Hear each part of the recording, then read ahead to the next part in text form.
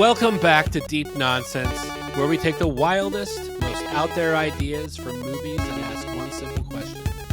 Could it actually happen? You asked what was in there, and we're going to find out. Maybe it's King Kong. One thing's for sure. We won't leave you until the podcast is over. Let's take a trip back to the Jurassic period and collect some dino DNA. Yeah. Wow. So we've got a bunch of questions this week about Jurassic Park, one of my favorites of all time, right? I saw that in the theater, 1993. I saw that in the theater. It was right before I turned 14. Yes, I was 15 years old, and I saw it 3 times opening weekend. Oh, my goodness. Yeah, no, I'm an idiot. Anyways, bringing back dinosaurs to life, that kind of thing, which we love. So keep the ideas coming, guys. This week, we're going to take a deep dive into how realistic that movie magic really is. We're talking about DNA, amber, all that good stuff. Now I hear you, dog. Shut up, dog! We should totally keep this in the episode. Right. Oh, if you hear my dog barking, it's because the mailman's outside. Okay. So anyways, we're talking about DNA, a dino DNA, amber, and all that good stuff. And all the reasons is actually a much tougher challenge than it appears to be on the big screen. Of course, as you mentioned, it all starts with amber, fossilized tree resin. The idea was if you have an insect trapped in amber for millions of years, its DNA might be perfectly preserved. Right. And in the early days, some studies even suggested they'd recovered DNA from ancient bees, termites, weevils, things like that. Now, researchers and archaeologists found them in amber from places like the Dominican Republic, Lebanon was another place. That early excitement kind of died down. Other researchers, for example, those at the Natural History Museum in London, had a really hard time replicating those early DNA findings. And so the larger scientific community has become a lot more cautious about DNA survival in amber over such long periods. Okay, that makes sense. But the real question is, what specifically made the DNA hard to replicate? Well, the DNA has a natural decay rate. It has a half-life of about 521 years. So basically, every 5 centuries, half of the genetic information breaks down? Clever girl. And after about 1.5 million years, it's pretty much unreadable. So basically, the idea of finding intact dinosaur DNA in amber is, we'll be generous and say it's unlikely. Yeah, very, very unlikely. I mean, the last non-avian dinosaurs were around, over 65 million years ago? Way past the 1.5 million year mark. Exactly. And there's another thing to consider here. If you think about Jurassic Park specifically, insects in amber from the Jurassic period itself are actually quite rare. And even when you find amber from other time periods, mosquitoes aren't that common. So really, even if you did find that perfect mosquito in amber, what would you be looking at DNA-wise? Well, the amount of actual dinosaur DNA would be minuscule, incredibly degraded, and all mixed up with the mosquito's own DNA and other contaminants from the environment. Plus, the mosquito's digestive enzymes would have already started breaking down the blood DNA even before fossilization. Okay, so I mean, let's just be transparent. You wouldn't have this pristine sample. Right. And basically, if you're going to try to clone something from the DNA you find, you're probably going to be cloning a mosquito, which who the hell wants to do that? And on top of that, we're talking about very tiny fragments of DNA from the dinosaurs, not a complete genetic blueprint. Tell me more.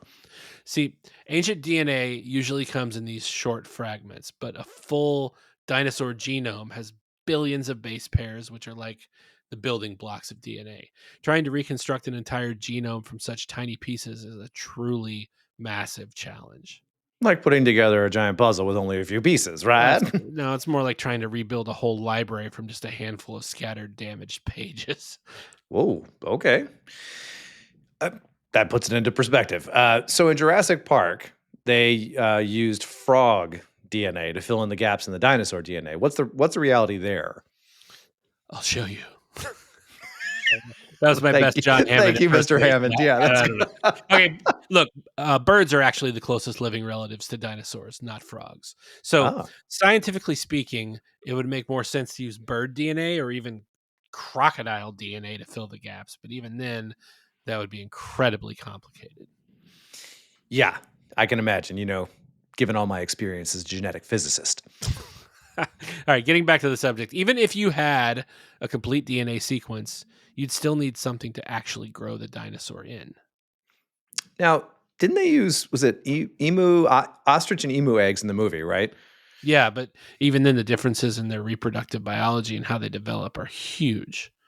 I guess it's not just about having the right egg, is it? I mean, we don't really know that much about how dinosaur embryos develop, do we? No, we do not. Things like how long they incubated, what kind of environment they needed. We only have limited clues from fossils. The molecular mechanisms behind their development are still largely a mystery. Okay, so there's the could we part, which is a huge scientific challenge in itself. But what about other ways we're learning about dinosaurs? What's exciting in the field these days? Well, it's amazing how much we're discovering without relying on ancient DNA. For instance, there's what the hell is that word? I think it's paleoporodiomics, but Oridiomics. or porodiomics, one of the two. Paleoporodiomics, I think, is what it is. You decide how you want to pronounce it. We're not experts. For example, there's something called paleoporodiomics. I probably did. I'm not saying that right.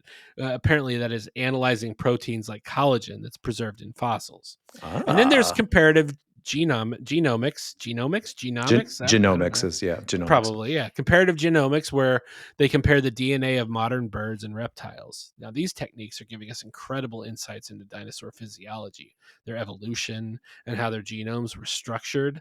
I mean, it's really fascinating stuff. Have you seen those new pictures now where they think like the T-Rex had feathers?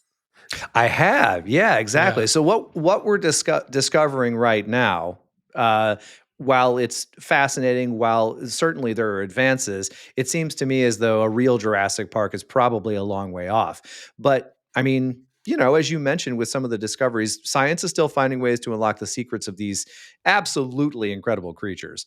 Absolutely. And that's a wrap on today's episode of Deep Nonsense. I just got to cut you off right there. But you absolutely did. I mean, that's okay. It's all right. We do hope that you guys enjoyed entering. He left us. But that's not what I'm going to do. All right. That's a wrap on today's episode of Deep Nonsense. We hope you enjoyed entering the park and participating in Dino DNA Coupon Day. Whether it's catching ghosts, building a cyborg cop, or creating a never-ending candy, it's always wild to see just how far fiction stretches reality. If you've got a crazy movie concept you want us to break down, hit us up. Leave a comment or send us a message with your ideas, and who knows, your suggestion might just be the next episode. Heck, this episode came from a suggestion. So don't forget to like, subscribe, and hit that notification bell so you never miss an episode. Your support helps us keep the nonsense going. Thanks for listening to Deep Nonsense, where we take movie magic and see if it could ever become real. Catch you next time.